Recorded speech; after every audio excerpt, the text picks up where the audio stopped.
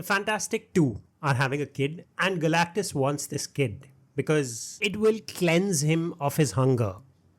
Look, there's nothing wrong with what Galactus wants. It's a simple request. He wants to cleanse his hunger. A hunger that's essentially killing worlds. Lots of worlds. Giving up a single child to rid the universe of this hunger is not such a horrible deal. Children die every day here.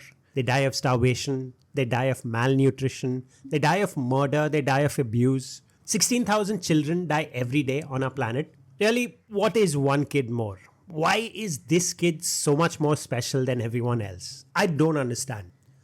Look, as a human being, it unsettles me to think of children dying.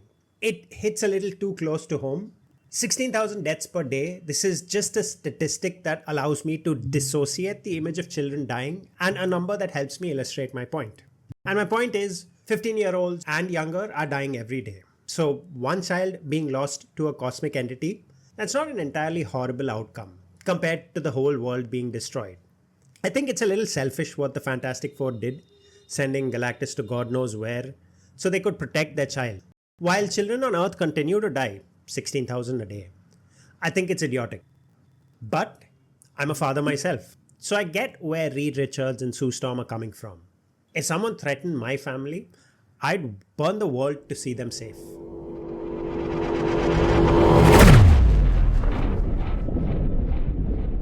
I like science fiction quite a bit.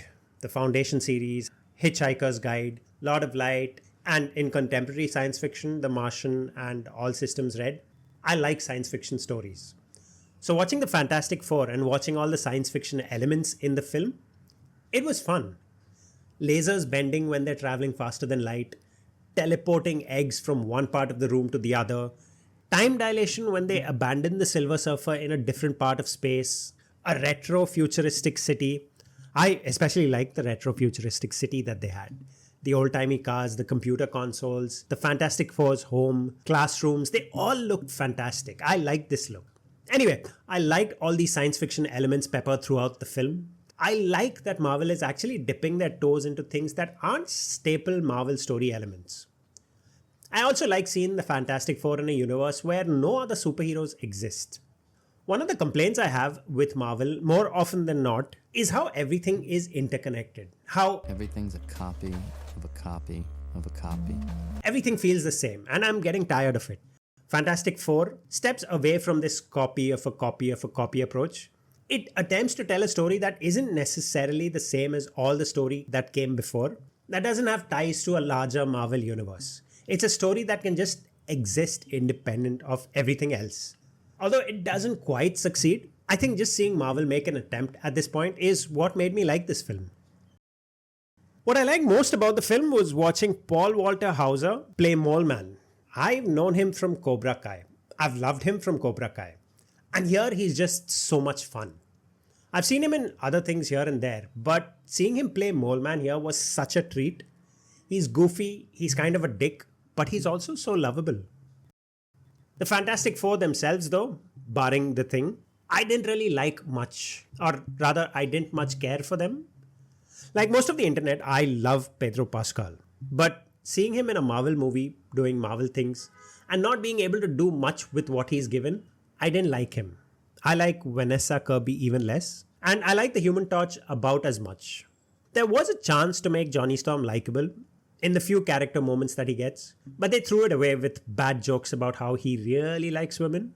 There are a few moments in the film that he did have, like when he figures out stuff because Reed is too busy dealing with a larger problem, or even at the end of the film where he decides to do the whole self-sacrifice thing and put Galactus away.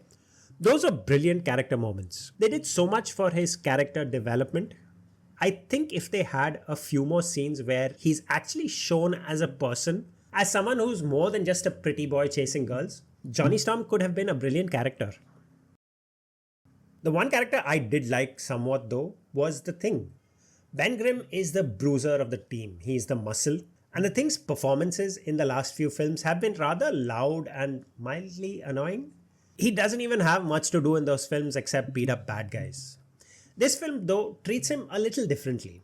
He has a little conversation with Natasha Lyonne. He talks like a human being when he's interacting with his team. He doesn't like saying it's clobbering time except that once. The film actually treats him like a human being for a change, and I thought that was a decent thing to do. He doesn't get to do much throughout the film, but still, it's a step in the right direction. I like the thing. And then there's Galactus. For some reason, I've always imagined Galactus to be bigger than the Earth. I know he isn't always that huge in the comics, but I've seen some comic book panels where he is indeed that huge. And that image is somehow buried in my mind. Anyway, in this film, Galactus doesn't feel cosmic. He's big, sure, but he's not huge. He doesn't look menacing enough. He's only as huge as a huge building, really. I suppose for the sake of story, they needed him to be small, needed him to be able to hold a conversation with the Fantastic Four, but he somehow even felt small, like someone who could be ripped apart by a dinosaur. I like everything that he did in the film. I like the kind of threat he brought to this world, but I would have been happier if he was just bigger. I haven't read too many Fantastic Four comics. What little I have read, I've mostly disliked. There are a few good issues here and there, and maybe one day I'll make a video of those issues, but largely I find reading the Fantastic Four a task. I'd hoped watching the film would be a much better experience, and I'm glad it was.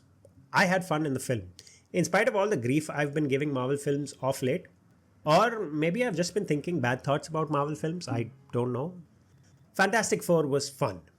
And that's everything that I was thinking of as I watched the film. Did you like the film? Did you dislike it? Let me know, and I will catch you next time. Bye bye.